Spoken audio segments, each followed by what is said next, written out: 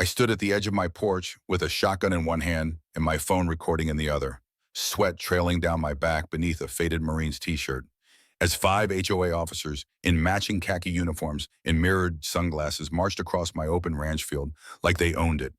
They didn't say a word at first, just walked slow, purposeful, like a wolf pack rehearsing for intimidation. Behind them trailed a white rental truck with the back cracked open, revealing plastic bins labeled evidence. I wasn't even surprised. That's the worst part. You know something's broken in this country when you stop being shocked that a private neighborhood council thinks it can execute what amounts to a military-style seizure on your land. One of them, tall, smug, clipboard in hand, stopped short of my barn gate and yelled, "We're seizing this property under HOA violation codes. This land is now subject to temporary enforcement." Then, without my permission and without a single badge from law enforcement, they started taping up bright orange HOA enforcement signs across my fence posts like it was some game of claim the territory. My land, my name on the deed. And they treated it like some unclaimed sidewalk in a parking dispute. But what they didn't know was this: I'd been waiting for months, since the first bogus notice arrived folded under my gate latch. Since I saw their beige SUV roll past my mailbox a second time, real slow, like they were mapping weaknesses. I had cameras hidden in fence posts, in the barn rafters, even one tucked behind the cross on my front gate. I'd backed up all documents: land survey, deed, boundary declarations from the county, and even notarized statements digitally and in a fireproof safe, because I'd seen enough of this kind of war before. Only this one didn't wear camo. It wore legalese and fake authority. I stepped down from the porch slowly, shotgun lowered but visible, camera still rolling in my other hand. "You touch one more fence post," I said, voice low, "and I swear I'll have you all on the front page by sunrise." They paused, briefly. Uncertainty flickered in one man's eyes, but the tall one with the clipboard just grinned and said, "You think we're bluffing?" I smiled back tighter. "You just gave me everything I need." And just as I was about to press him further, a loud metallic crash echoed from inside the barn. One of them yelled, "He's got surveillance footage running in there," and they bolted like hornets toward the barn doors, swinging them open. That's when the trap I'd set was triggered. A horn blasted from inside, red lights strobing from the hay bales. Smoke hissed from vents along the floor. Not enough to hurt anyone, but enough to make a statement. They screamed, stumbled, and one tripped over a feeder bucket. I saw one clipboard go flying. They fled just like that, ran off like kids caught sneaking into a movie theater. But the real story didn't begin with that chaos. It began 3 months ago, when I traded the noise of war for the silence of open skies. After 22 years in the Marines, Afghanistan, Iraq, 4 tours, I came back to the only place that ever made me breathe without flinching: Texas. Cypress Ridge was just far enough from town to be quiet, just close enough to get supplies. I bought this stretch of green with its crooked fence line, half-collapsed red barn, and a creek that sang louder than any city I'd ever known. I didn't buy a ranch. I bought freedom. That's what I told myself every morning as I walked the property. I made damn sure this parcel was outside HOA jurisdiction before I put a dollar down. I even pulled the county plats myself, cross-referenced them against HOA boundaries, and had it notarized, because I wasn't going to trade one command chain for another. No civilian in a cardigan was going to tell me what color to paint my barn or how tall my grass could be. Not after everything I'd seen, not after everything I'd lost. For a while, things were good. I repaired the fence, fixed the chicken coop, brought in a few head of cattle. I kept to myself, but my neighbor, old Mr. Tucker, stopped by once a week with homemade jerky and stories that smelled like whiskey and cattle dust. The kind of man who could tell you which pasture had the best soil just by the wind. But then came the beige suit, knocked on my door one morning like she was delivering cookies, introduced herself as Karen Whitmore, president of the Oak Hollow HOA. Her smile was the kind that never touched her eyes. She said, "We've noticed a few unpermitted improvements and would love to help you bring the property into community code." I blinked at her. "I'm not part of your community." Her grin didn't fade. "Oh, I understand the confusion, but Oak Hollow has recently extended oversight to several rural zones adjacent to our subdivision. This area now falls under our guidance. No, ma'am, I said. This ranch is independent, documented, and legally excluded. Then I closed the door, not slammed, but firm. The next morning, a bright yellow violation notice flapped on my gate like a warning shot. Unapproved agricultural use, it said. I tore it down and tossed it in the fire pit. But they kept coming. Notices in the mailbox. Emails from names I didn't recognize. Fines for non-existent rules. I ignored them at first, until I looked out one morning and saw two men in khaki shirts walking across my property, clipboards in hand, snapping photos like paparazzi. I marched out, boots heavy on gravel, and told them to leave. They did, but not before one of them muttered, "You'll regret not cooperating with Oak Hollow." That's when I stopped thinking this was confusion. This wasn't some overreach. This was an attack, and they were probing, testing how far they could go. I went to the sheriff, told him everything. He shook his head like a man who'd seen too much, or not enough. HOAs can be nasty, he said. But unless they physically trespass or damage something, it's a paper war. Fine, I thought, then I'll go to war. I hired a land lawyer named Dennis Rough-Edged, quick-tempered, but smarter than hell. I brought in a surveyor who planted steel boundary pins every 20 feet. I installed cameras hidden, rotating, infrared, and still, they came. Karen returned with two board members and asked to inspect the shed. I told them they were trespassing. She said I was creating division. "Lady," I said, "I have cows. That's my community." Then the bribe came. An envelope slid under my door late one night. Inside, 1,000 in crisp bills and a note that said, "Join Oak Hollow. Let us handle your land. Life gets easier." I burned it. 2 nights later, I heard cutting at the fence line, caught 3 shadows slipping into a sedan. The camera caught everything, the bolt cutters, the attempt. I sent the footage to Dennis. His reply, "They're getting bold. Be ready." And now they'd come in daylight, flashing phony documents, trying to seize my land under invented authority. But they weren't ready for what I'd prepared. The smoke, the alarms, the traps. They fled, but they left something behind. A folder, stamped confidential. On it, one name in bold, Project Longbridge. Inside, maps, contracts, and a list with 6 names, 5 crossed out, 1 left uncrossed, mine. That's when I realized something bone deep. This wasn't about grass height. This wasn't even about HOA control.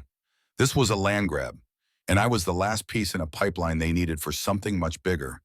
They thought I was alone, vulnerable, just a veteran or looking for peace. They had no idea what kind of war they just stepped into, and this was only the beginning. When I picked up that folder, tan, creased, stamped confidential in block print, I didn't know yet that I was holding a grenade. It wasn't just paper. It was a blueprint for theft, dressed in legal jargon. The kind of theft that wears a suit, smiles during interviews, and signs contracts while sharpening a knife behind its back. The first page hit like a sucker punch. Project Longbridge, Phase 3 Integration Proposal. My name was at the top of a list labeled Critical Parcels to Acquire.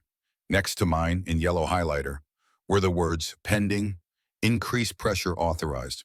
Below that, 5 other names, ranchers, landowners. Every one of them crossed out in red. I'd never met those folks, but I knew, instantly, what the red ink meant. Not dead, maybe, but erased, pushed out, bought out, forced out. Some had probably signed under duress. Others didn't stand a chance. The deeper I went into that folder, the darker it got.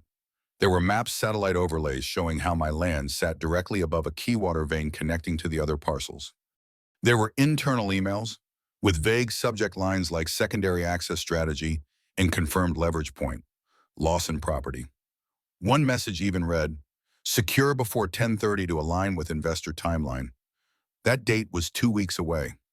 I wasn't just a nuisance to them. I was the missing puzzle piece. Without my land, their infrastructure collapsed. That night, I locked every door and sat on my porch with Ruger beside me, my shotgun across my knees, the folder in my lap. I watched the stars, but all I could see were signatures, diagrams, and the smug smirks of HOA board members who thought they were above the law. I didn't sleep. At dawn, I called Dennis and read him parts of the document. He listened in silence, then said, "Jack, this is bigger than we thought. This isn't just harassment, it's coordinated fraud. If we move smart, we can take them down. But you need to be ready for a fight that doesn't stay on your doorstep. This thing's going to city halls and corporate offices." I told him I didn't care. I wasn't letting anyone steal what I bled to earn. That morning, Dennis and I drove to the district attorney's office. We brought copies of the folder, the surveillance footage from the barn, and a signed report from my surveyor. The DA, a square-jawed man in a gray blazer, listened carefully. But when we finished, he shook his head with that familiar look I'd seen too many times, the kind that says, "I believe you, but my hands are tied." His exact words were, "Unless you catch them breaking a criminal statute on camera, or you have proof of falsified legal documents, this stays civil. Ugly, yes. Immoral, absolutely, but not yet criminal." I stared at him. "So we wait until they torch my barn or poison my cows." He looked away. Back home, I doubled the perimeter cameras and added trail cams in the trees. I buried a second hard drive in a waterproof case beneath the porch steps, and then I waited. But I wasn't passive. No, sir. I launched a counterstrike not with guns, but with truth. I posted a short video online, just a simple explanation. No rants, just facts, who I was, what had happened. A quick clip of the HOA signs being stapled to my barn, a still frame of the folder cover. A call to action. If you've faced abuse from an HOA, I want to hear your story. The video hit 100,000 views in 48 hours. Comments flooded in. A retired nurse in Georgia said she'd been fined $300 for having a bird feeder. A father in Arizona claimed his HOA refused wheelchair access construction and then evicted his family for noncompliance. And then, someone posted a blurry photo of Karen Whitmore, Oak Hollow's HOA president, standing in front of a different neighborhood's clubhouse in a different state, Florida. The caption, "Recognize this lady. She ran off with $200K from our HOA fund 3 years ago. I called Dennis. She's done this before." He paused. "Then we've got a pattern. That same night, while sipping black coffee at 2 RNA in my kitchen, the power went out. Not a flicker, a full blackout." My heart skipped. Ruger stood up before I even moved. His ears perked, growling low. I grabbed a flashlight and headed to the fuse box. Every switch was fine. That's when I heard a faint metal snap near the back fence. I cut through the kitchen, opened the back door, and scanned the fields. 3 shadows crouched behind my tractor shed. One held something cylindrical, maybe a gas can. Another had a tool in his hand, glinting in the moonlight. "Not tonight," I whispered. I raised the shotgun, stepped into the yard, and shouted, "Move and I shoot." They froze, then bolted like deer, sprinting for a black SUV hidden just behind the tree line. I didn't fire, didn't have to. One of them dropped something. I picked it up after they'd gone. A printed court document, fake, sloppy, and marked with a forged notary stamp. According to it, my ranch had been declared non-functional agricultural property and was to be inspected for community reclamation. I laughed. Cold. Bitter. These bastards weren't even trying to be subtle anymore. Dennis drove over the next morning, still half in pajamas, holding a USB stick. "Here, help us," he said. "All the footage has been compiled. We're sending it to the FBI. I know a guy in real estate crimes." I nodded. I was tired of playing defense. "Tell them we'll bait the trap ourselves." I said. That afternoon, I put up a handmade for sale sign by the front fence, crooked letters, intentionally amateurish. I posted a photo online with a caption, "Too tired to fight anymore. Land for sale." I knew they were watching. Within 24 hours, Karen Whitmore showed up in a black SUV, flanked by 2 board members. This time, no smiles. She stepped out, slammed the door, and marched to my gate. "You can't sell this land," she hissed. "It's part of our master plan now." I didn't even pretend to be polite. Funny, I don't remember signing up for any plan. Her face flushed, jaw twitching. "You're making this harder than it has to be. If you take our offer now, you walk away clean. If not, things will escalate." She handed me a folded letter and stormed off. I opened it. Another fake legal document, This one claimed eminent domain authorization for a pipeline project. It was unsigned, stupid, but not meaningless. It showed intent. Criminal, fraudulent, organized intent. We sent everything, every shred to the FBI. And while we waited, I struck back the only way I knew how publicly. I filmed new videos, short, tight, truthful. I showed the break-in footage, the fake court papers, the folder labeled "Led Project Longbridge." One video got 600,000 views in 2 days. I started getting calls from news outlets. People were furious, not just for me, but for themselves. Turns out, HOAs across the country had been operating like this for years. Quiet tyrants, unchecked, unchallenged. A week later, a man arrived in an unmarked silver pickup, clean-shaven, mid-50s, firm handshake. He introduced himself as Agent Mendes from the FBI. "We've been watching Oak Hollow for a while," he said. "Your evidence helped us get the green light, but we need one more thing in an attempt to force a sale. Caught on camera. This week. They're rushing to close their deal with investors." I nodded. "I've got a plan." I contacted Karen and invited her to finalize a sale. I made it sound desperate, promised to make it easy. She agreed. I wired myself with a hidden mic. Mendes and 2 agents hid behind the hay bales. Dennis waited in my truck with a camera. They arrived as expected, Karen, a heavy-set man I'd never seen before, and the familiar clipboard guy. But this time, something felt different. Tense. Rushed. The man opened the SUV trunk and pulled out a canvas bag. When I stepped closer, I saw what was inside: chains, padlocks, a drill. They weren't here for papers. They were here to lock my barn and claim it. I stepped forward. Smile. I said, "You're on camera." Karen froze. The man lunged. But this time, we were ready. The next 10 seconds were chaos. The man swung the bag at me, chains clanging. I ducked, tackled him to the dirt. Ruger barked like thunder. FBI agents swarmed in, weapons drawn, hands in the air. Federal agents, Karen screamed.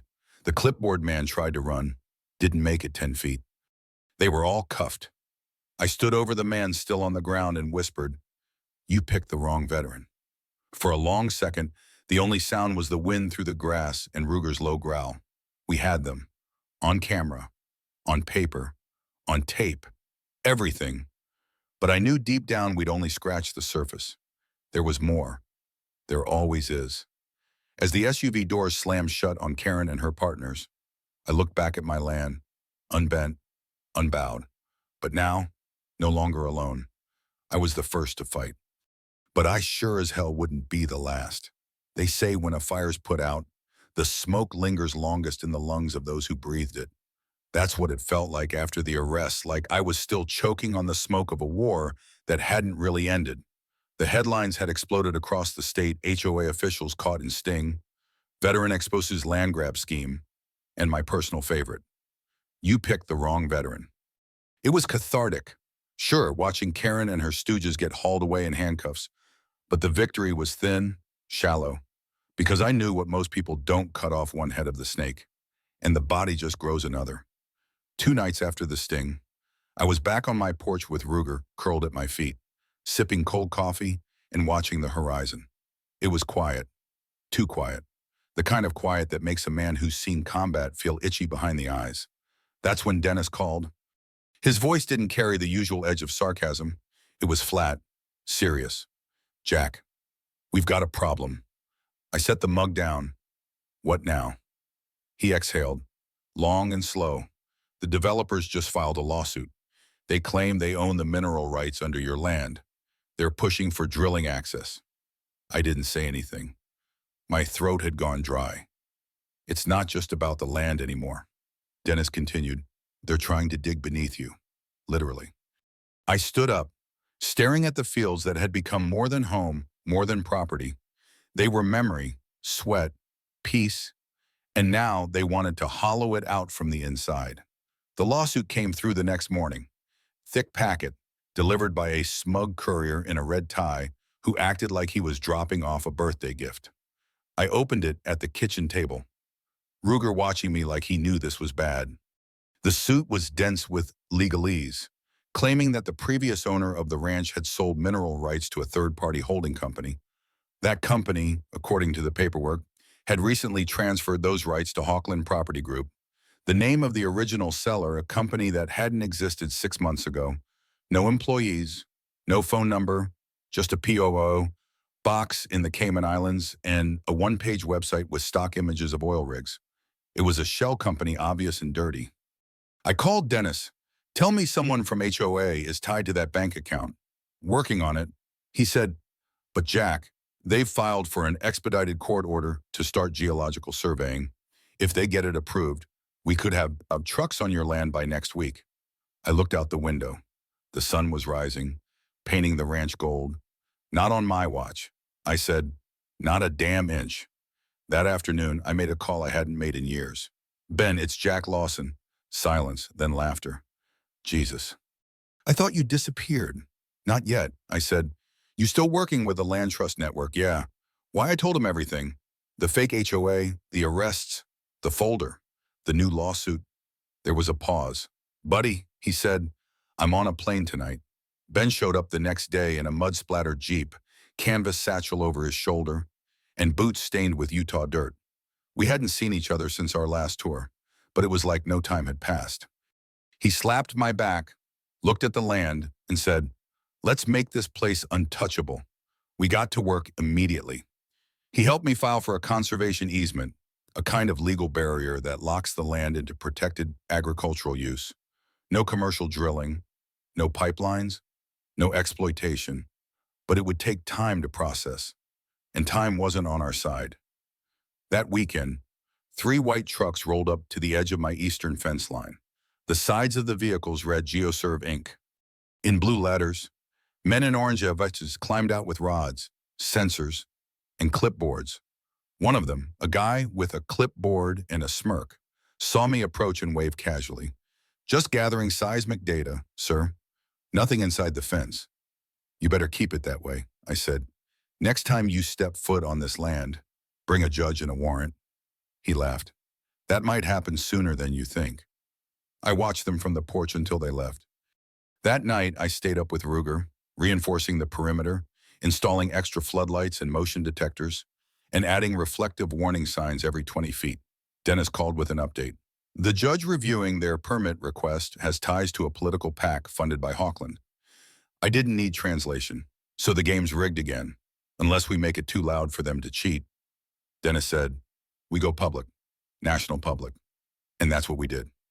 Ben and I drafted a press release titled Developers Using Shell Companies to Seize Veteran-Owned Texas Land.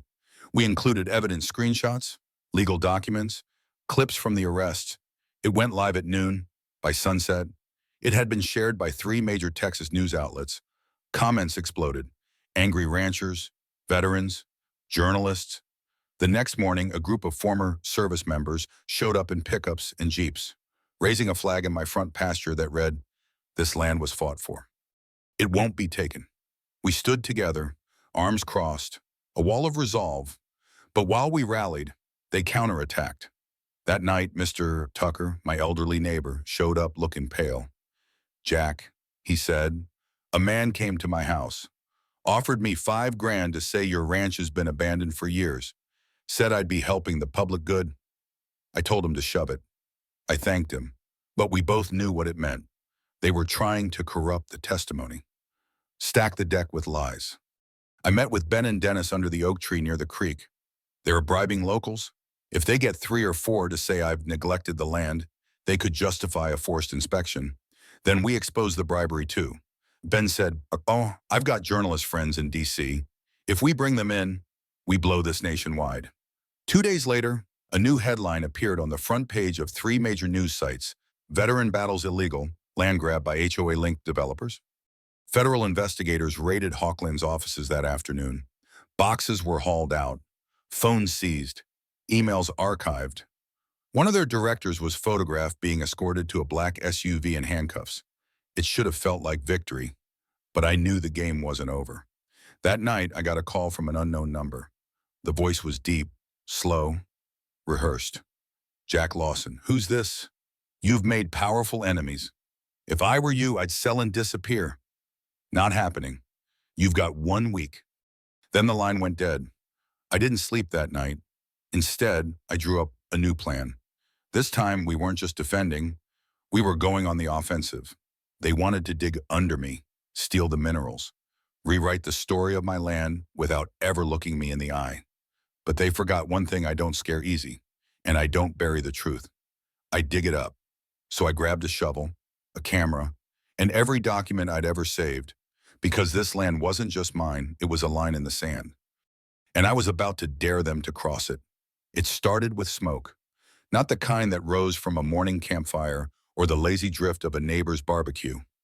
This smoke was angry, acrid, twisting out of the roof of my barn in thick black tendrils like it had a message to send. By the time I reached it, barefoot and breathless, the flames were already biting through the rafters like they'd been fed. My heart dropped in a way it hadn't since Helmand Province. Not because of the fire itself, but because I knew this wasn't an accident. It wasn't negligence or some short circuit. This was payback. I stood in the dirt, shotgun forgotten at my side, watching decades of history, my father's old tools, my grandfather's handmade saddle, my blood and sweat disintegrate into the sky. Ruger barked, trying to chase the flames like he could fight them off himself. I didn't cry. Not then. I just clenched my fists and told myself they've declared war with fire. I'll answer with steel. The fire department showed up late. Too late. They claimed the call came in delayed, but I knew better. Someone had jammed the radio towers, or maybe they just paid for silence. Either way, all that remained was scorched timber, molten tin, and the stubborn skeleton of a ranch that refused to die. Dennis arrived as I was still hosing down the smoldering wreckage. He was pale, holding a photo printed from one of our trail cams. "We got them," he said quietly. The image was grainy but clear enough. The SUV from before, the same masked men, and one detail that turned my stomach: the gleam of a gold watch on the arsonist's wrist, the same one we'd seen on Hawkland's regional director during the court hearings. It was the smoking gun. We sent it to the FBI immediately and filed an emergency motion to bring it before the judge. That Monday, we entered the courtroom with scorched clothes and a folder that smelled faintly of smoke. The judge allowed the photo into evidence. There were gasps. I didn't look at the Hawkland lawyers, but I could feel them unraveling in their expensive suits. 4 hours later, the jury delivered the verdict: $7.2 million in damages. Fraud, harassment, arson, trespassing, emotional distress. Karen Whitmore fainted when the judgment was read. The Hawkland executives didn't flinch, they just stared straight ahead like men trying to memorize the inside of a coffin. The state froze their assets. The HOA was dissolved. I should have felt victorious, but I didn't. Not really, but you know, because I knew what came next wasn't peace. It was retaliation. The quiet kind. The kind with lawyers, lobbyists, and silent money moving through dark tunnels. 2 days later, it arrived. A letter. No return address. No threats. Just one line written in clean block letters: "This isn't over. Lawson." I read it once, folded it slowly, then walked to the flagpole I'd built in the center of the ranch. I dug a hole at its base and buried a waterproof case containing all the video footage, court documents, witness statements, and a handwritten letter titled, "If They Ever Come Again," because I wasn't just fighting for myself anymore. I was protecting this story for whoever might need it next. But I didn't have to wait long. That same afternoon, Ben pulled up in his Jeep with a face like cracked concrete. "They just filed in federal court," he said. "They're invoking eminent domain." My stomach tightened. "On what grounds they claim your land is critical for a state-approved water pipeline project? They're trying to override your conservation status using public benefit laws." I laughed, but it was bitter, hollow. "They're calling it public interest now." "It's their last card," Ben said. "It is, and it's a dirty one." I called Dennis. He confirmed it. Hawkland's lawyers had shifted strategy. No longer attacking me as a homeowner. Now I was an obstacle to progress, a red dot on a government development map. That night, I didn't sleep.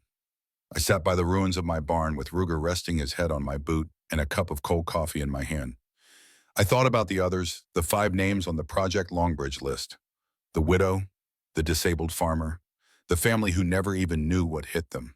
They were gone, and now I was the last one standing. That's when the idea hit me. If they were going to go federal, So was I. We weren't just going to fight this in court. We were going to drag their sins into the sunlight and blind them with it. Dennis pulled strings. Ben called contacts in Washington. Within a week, I was standing in a suit I hadn't worn since my discharge, testifying before a Senate subcommittee on land rights and HOA corruption. Cameras flashed. Reporters scribbled. I told them everything, from the first violation notice to the final flame. This isn't just about my land. I told them. It's about what happens when greed wears a name tag and a fake badge, when corporate interests hide behind community associations and buy justice with quiet checks. The room was still when I finished. One senator from Ohio leaned in and said, "Mr. Lawson, I believe it's time we audit every HOA in this country that's ever touched public land." Applause broke out. The next day, the Department of Justice launched a nationwide probe. Hawkland's CEO resigned. Karen Whitmore took a plea deal and flipped. She gave up internal emails, financial records, and minutes from secret HOA meetings. One message read, "Push Lawson until he folds. Fire optional." That was the nail in the coffin. Or so we thought. Back home, the community rallied. Volunteers rebuilt my barn. Veterans, neighbors, even strangers I'd never met brought lumber, tools, meals. One man, a Vietnam vet with shaky hands, handed me a new hammer. "You didn't just fight for your ranch," he said. "You fought for all of us." I didn't know what to say, so I just nodded and went back to work. By the end of the week, the barn stood taller than before, stronger. But just as the final nails were hammered in, the drone came. It buzzed low over the pasture at dawn, then circled twice before dropping an envelope. I opened it. Inside was a photo of my land, my house, my barn, with a red X drawn through it. There was no note, no signature. But the message was clear. They weren't done, sure. Not yet. And neither was I. Because you can burn the barn. You can buy the judge. You can file all the lawsuits you want. But this land has already been paid for. Not just in dollars, but in decades, in service, in blood. So I stood there that morning, watching the sun climb above the trees, and whispered the same thing I had the day the first violation notice appeared. Come for the land, and I'll still be standing. Because some battles don't end with verdicts. They end with resolve. And mine was just getting started.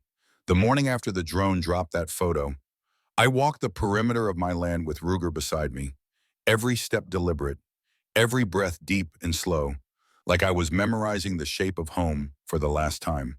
The red X scrawled across the image still burned in my mind, not just because it was a threat, but because it was a warning. They weren't trying to scare me anymore. They were declaring intent. This wasn't about intimidation now. This was escalation. I stopped by the newly rebuilt barn, running my fingers along the fresh cedar boards, listening to the hammering echoes that still lingered in the air like ghosts of the fire. Volunteers were still coming by, dropping off tools, offering sandwiches, sharing stories about their own HOA battles. Some were funny. Most were heartbreaking. One man, a retired teacher from Oklahoma, told me he lost his home because he installed solar panels without permission. Another woman had her garden ripped up because it violated community uniformity standards. The patterns were all the same: power without checks, rules without justice, and silence bought with fear. But the silence was over.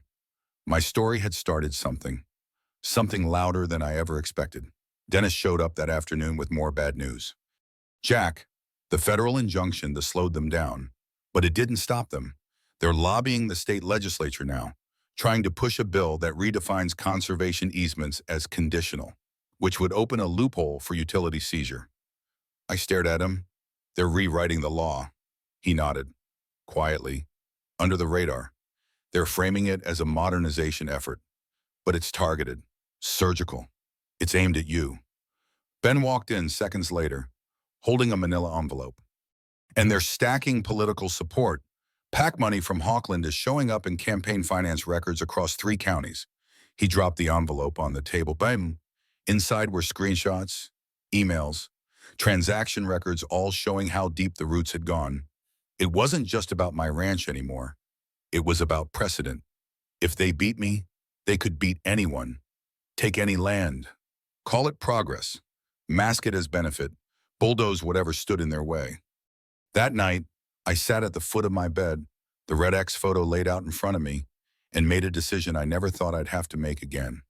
I was going back into battle, this time with cameras, microphones, and a national spotlight.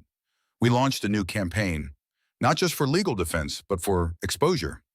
I gave interviews. I stood on courthouse steps and told the story raw, no script, no polish, just truth. We called the initiative Landline, named after the imaginary boundary between private property and corporate greed.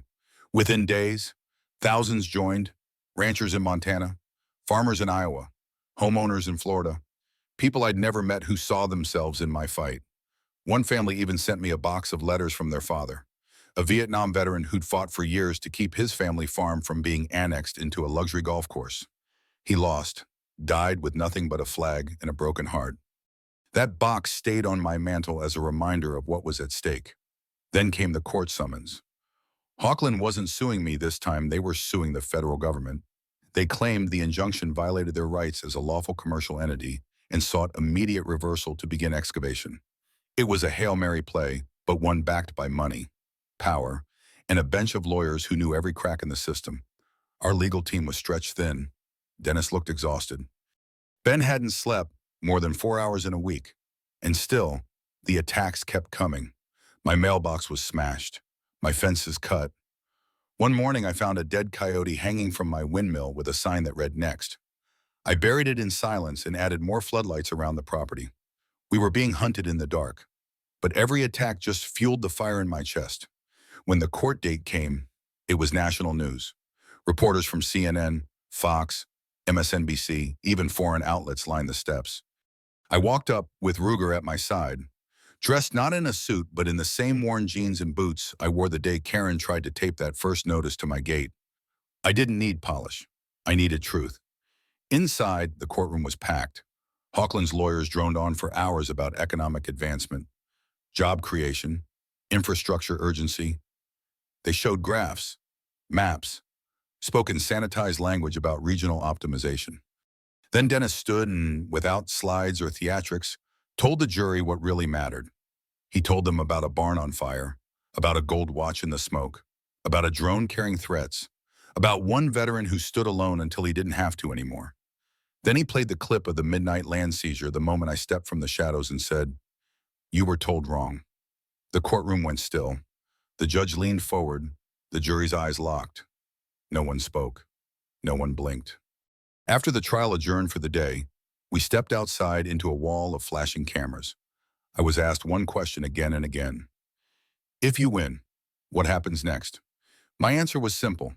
If I win, we change the rules, we protect the next ranch, the next widow, the next family, because this isn't just about me. It never was.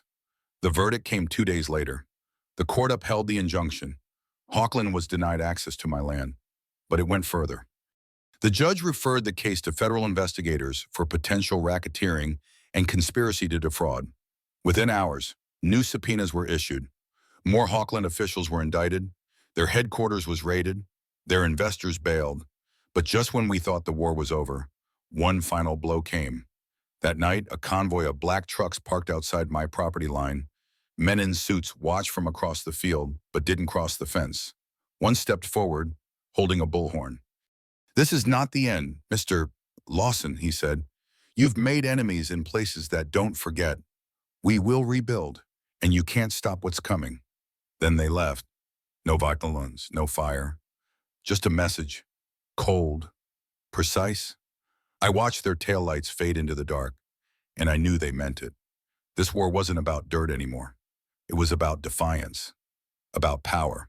So I made one last move. I recorded a message, a full documentary. I told the whole story start to finish. I named names. I showed receipts. I called it "This Land Is Not For Sale," and I gave every cent of ad revenue to a legal defense fund for rural property owners. The video reached at 5 million views in a week. By the end of the month, we had 180 open investigations into HOA developer collusion across 17 states. Laws began to change. Oversight committees formed, and the name Hawkland became a stain, a warning, a case study in greed gone too far. As for me, I still wake up before dawn. Still walk the fence line with Ruger. Still sip my coffee on the porch, watching the sun rise over a field they tried to bury. The barn stands strong, well, the land breathes again. But I never let my guard down. Because somewhere out there, in a boardroom or a basement, someone's drawing a new map, a new plan, another red X. And when they come, I'll be ready. Because this isn't just a ranch. It's a line in the sand. And I've already made peace with what it takes to defend it.